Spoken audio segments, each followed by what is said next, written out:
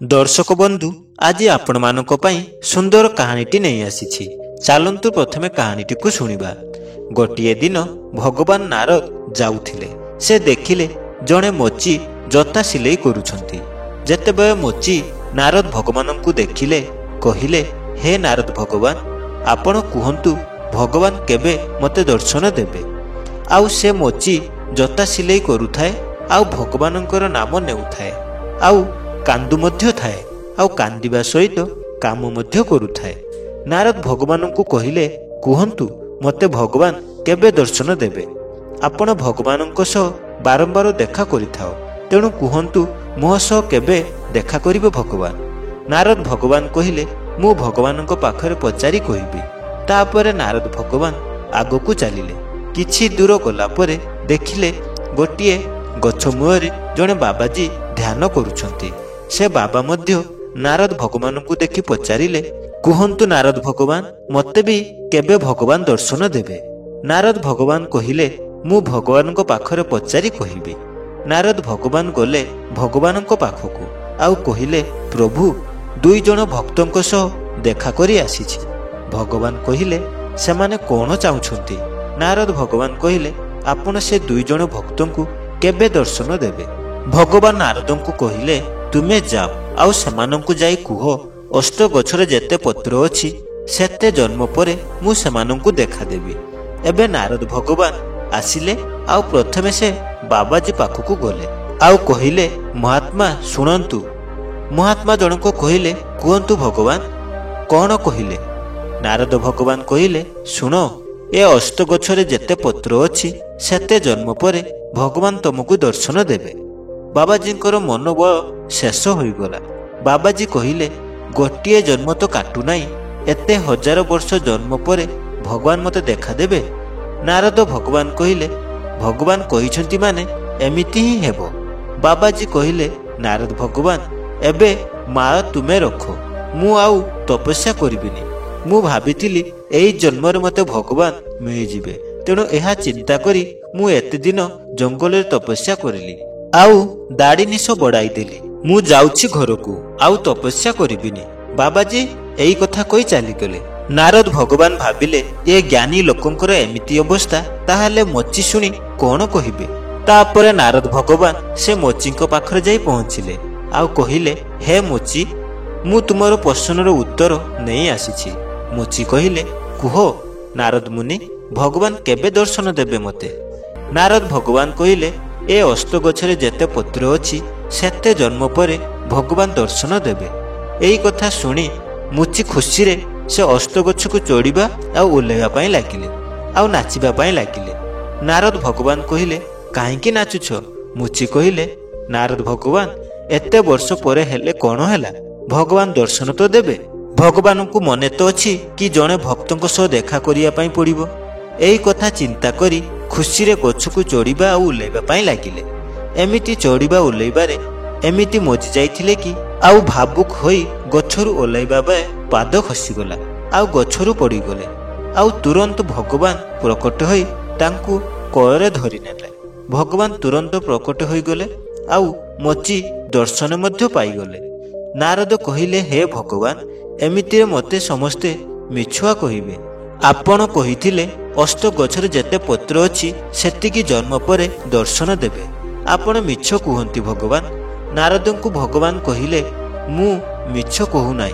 नारद कहिले, आपण कहिथिले एते जन्म परे देखा देबे, आउ एबे ही दर्शन देई देले। भगवान कहिले, नारद, ए मचिर जेमिति भक्ति आउ समर्पण थिला, आउ श्रद्धा भल पाइबा थिला, सेमिति चलीथिले तांकु बहुत जन्म लागि जाई थांता मो पाखरे पहुंचिबा पाई। किंतु मची जेतेबेले सुनिले भगवान तांकु दर्शन देबे, तांको मनरे एते करुणा भाव जात हैला कि भगवान प्रति श्रद्धा और भल पाइबा एते बढ़ी गला कि एमिति खुशी रे से नाचिबा पाई लागिला कि मोर भरोसा रे सी गछ को चढ़िबा और उलेबा पाई लागिले।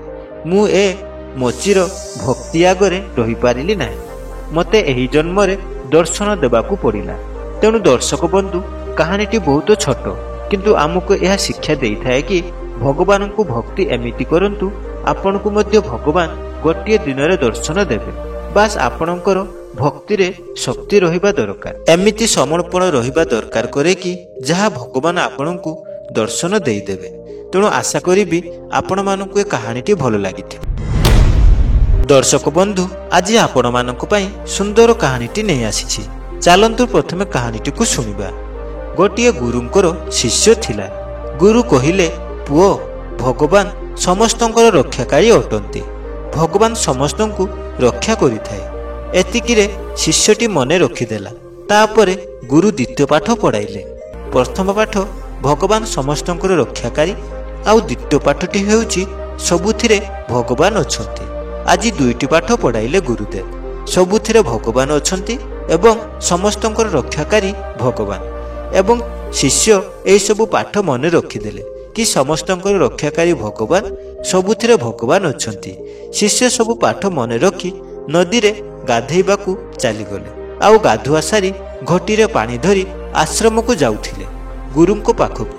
ସେତିକିବେଳେ ରାସ୍ତାରେ ଗୋଟିଏ ହାତୀ ଆସିଲା ଏବଂ ହାତୀଟି ପାଗଳ ହୋଇଯାଇଥିଲା। ହାତୀ ଆଗରେ ଯିଏ ବି ମିଳିଲା ତାକୁ ଶୁଣ୍ଡରେ ଉଠାଇ କଚାଡ଼ି ଦେଉଥିଲା ଏବଂ ଗୋଡ଼ରେ ଦଳି ଦେଉଥିଲା। ଏଠାରେ ହାତୀ ଉପରେ ଯେଉଁ ଲୋକଟି ବସିଥିଲା ସେ ପାଟି ଚିରି କହୁଥିଲା, ଆଗରୁ ଚାଲିଯାଅ, ଏ ହାତୀ ପାଗଳ ହୋଇଯାଇଛି। ସମସ୍ତଙ୍କୁ ଦୂରକୁ ପଳାଇଗଲେ। କିଏ ସେ ଗଛ ଉପରେ ଲୁଚିଗଲେ ତ ଆଉ କିଏ ଦୂରରେ ଯାଇ ଛିଡ଼ା ହୋଇଗଲେ। ଏ ଶିଷ୍ୟ କହିଲା, ସମସ୍ତଙ୍କର ରକ୍ଷାକାରୀ ଭଗବାନ। ତେଣୁ ଯେତେବେଳେ ଲୋକଟି କହିଲା, ପଳାଅ ପଳାଅ, ହାତୀଟି ପାଗଳ ହୋଇଯାଇଛି, ସମସ୍ତେ ପଳାଇଗଲେ। କିନ୍ତୁ ଏ ଶିଷ୍ୟ ସେମିତି ଠିଆ ହୋଇ ରହିଥିଲା। କହିଲା, ଗୁରୁ କହିଥିଲେ ସମସ୍ତଙ୍କ ରକ୍ଷକ ଭଗବାନ। ତାହେଲେ ମୋର ପୁରା ବିଶ୍ୱାସ ଅଛି ମୋର ରକ୍ଷା କରିବେ ଭଗବାନ। ସେ ସେଇଠି ଠିଆ ହୋଇ ରହିଲେ। ହାତୀ ଉପରେ ବସିଥିବା ଲୋକଟି କହିଲା, ଆଗରୁ ହଟିଯାଅ। ସେ ଶିଷ୍ୟଟି କହିଲା, ନା ନା, ସମସ୍ତଙ୍କ ରକ୍ଷକ ଭଗବାନ। ଭଗବାନ ସମସ୍ତଙ୍କ ରକ୍ଷା କରିବେ ଆଉ ମୋତେ ବି ରକ୍ଷା କରିବେ। ସେ ପିଲାଟି ସେମିତି ଠିଆ ହୋଇଥିଲା। ଆଉ ହାତୀ ଆସିଲା, ଶୁଣ୍ଡରେ ଉଠାଇ ଘୁରାଇ ଘୁରାଇ କଚାଡ଼ି ଦେଲା। ସେ ଶିଷ୍ୟଟି ଉଠିକି ବହୁତ କଷ୍ଟରେ ଦୌଡ଼ିଲା ଗୁରୁଙ୍କ ପାଖକୁ। ଗୁରୁଙ୍କ ପାଖରେ ପହଞ୍ଚିଲା ପରେ କହିଲା, ଗୁରୁ, ଆପଣ ପାଠ ଭୁଲ ପଢ଼ାଇଥିଲେ। ଆପଣ ଭୁଲ ମୋତେ କହିଥିଲେ। ଗୁରୁ କହିଲେ, କ'ଣ ଭୁଲ ମୁଁ ପଢ଼ାଇଥିଲି? ସେ କହିଲେ, ଆପଣ କହିଥିଲେ ସମସ୍ତଙ୍କର ରକ୍ଷକ ଭଗବାନ। ହଁ, ମୁଁ ତ ଠିକ୍ କହିଥିଲି। ନା, ଆପଣ ଭୁଲ କହିଛନ୍ତି। ଯଦି ସମସ୍ତଙ୍କର ରକ୍ଷାକାରୀ ଭଗବାନ ହୋଇଥାନ୍ତା ସେ ହାତୀ ମୋତେ ଉଠାଇ କଚାଡ଼ି ନଥାନ୍ତା। ମୁଁ ମରୁ ମରୁ ବଞ୍ଚିଛି। ଆପଣ କହିଲେ ଭଗବାନ ରକ୍ଷା କରିବେ, ତାହେଲେ କାହିଁକି ରକ୍ଷା କରିଲେନି? ଗୁରୁ କହିଲେ, ପୁଅ, ହାତୀ ଉପରେ କେହି ବସିଥିଲେ? ପୁଅଟି କହିଲା, ହଁ ଗୁରୁଦେବ, ହାତୀ ଉପରେ ଜଣେ ବସିଥିଲା। ଆଉ ଗୁରୁ କହିଲେ, ସେ କିଛି କହୁଥିଲା?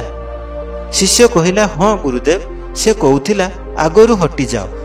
ଗୁରୁ କହିଲେ, ସେ ହାତୀ ଉପରେ ଯେଉଁ ଲୋକଟି ବସିଥିଲା ସେ ଲୋକ ରୂପରେ ଭଗବାନ ହିଁ ଥିଲେ। ସେ କହିଲେ ଯେ, ଭାଇ ପଳାଇ ଯାଅ, ଏ ହାତୀ ପାଗଳ ହୋଇଯାଇଛି। ହେଲେ ତୁମେ ଭଗବାନଙ୍କ କଥା କାହିଁକି ମାନିଲ ନାହିଁ? ସମସ୍ତଙ୍କର ରକ୍ଷାକାରୀ ଭଗବାନ। ଦର୍ଶକ ବନ୍ଧୁ, ଏ କାହାଣୀରେ ଆମେ ଏହା ଶିଖିବାକୁ ପାଇଲେ ଯେ ଭଗବାନ ସବୁବେଳେ ଆମକୁ ରକ୍ଷା କରିଥାଏ, କିନ୍ତୁ ଆମେ ଜାଣିପାରି ନଥାଉ। ଭଗବାନ ଆମକୁ କୌଣସି ନା କୌଣସି ରୂପରେ ଆସି ରକ୍ଷା କରିଥାନ୍ତି, ଆମେ କିନ୍ତୁ ବୁଝିପାରି ନଥାଉ। ତେଣୁ ଭଗବାନ ଉପରେ ବିଶ୍ୱାସ ରଖନ୍ତୁ ଆଉ ଆପଣଙ୍କୁ ସବୁବେଳେ ଭଗବାନ ରକ୍ଷା ହିଁ କରିବେ। ତେଣୁ ଆଶା କରିବି ଏ ଛୋଟ କାହାଣୀଟି ଆପଣମାନଙ୍କୁ ବହୁତ ଭଲ ଲାଗିଥିବ। ଯଦି କାହାଣୀଟି ଆପଣମାନଙ୍କୁ ଭଲ ଲାଗିଥିବ ତାହେଲେ କାହାଣୀଟିକୁ ବହୁତ ମାତ୍ରାରେ ସେୟାର କରିବା ସହିତ ଚ୍ୟାନେଲଟିକୁ ସବସ୍କ୍ରାଇବ୍ କରିନିଅନ୍ତୁ। ଏମିତି ସୁନ୍ଦର ସୁନ୍ଦର କାହାଣୀ ଏହି ଚ୍ୟାନେଲରେ ଶୁଣିବା ପାଇଁ ପାଇବେ।